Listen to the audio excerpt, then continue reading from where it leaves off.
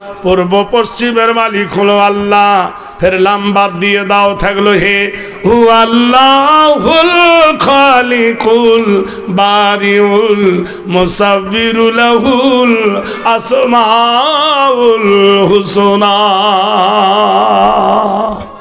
তাহলে বোঝা গেল আল্লাহর সঙ্গে কারোর পাল্লা দেওয়া যাবে না। তাহলে ঈশ্বর ভগবান বিষ্ণু ব্রহ্মা মহেশ্বর এরা কেউ আল্লাহর সমতুল্য নয়। পাতা উল্টে দাও, ওটা কি রে? রামায়ণ। ওটা কি রে? মহাভারত। ওটা কি রে? গীতা। ওটা কি রে? বাইবেল। ওটা কি রে? স্টিপিটপ। এগুলো হলো ধর্ম কিতাব। ওটা কি রে? তা বললো কোরআন।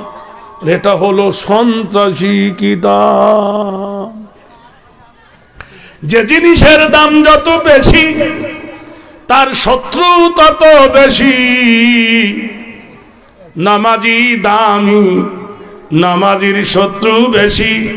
মসজিদ দামি, মসজিদের শত্রু বেশি।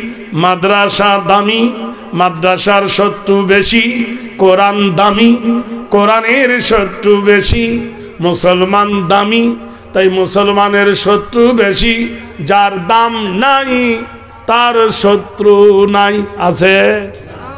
কেউ বলেছে রামায়ণ বাদ করো, বলেছে?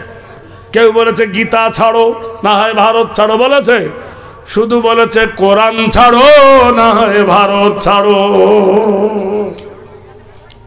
কারণ রামায়ণকে জিজ্ঞেস করলো, রামায়ণ তুমি কোন ধর্মের কিতাব?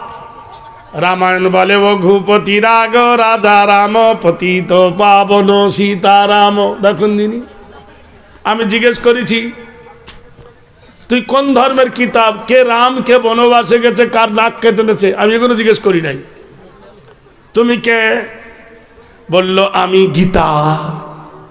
তুমি কোন ধর্মের কিতাব?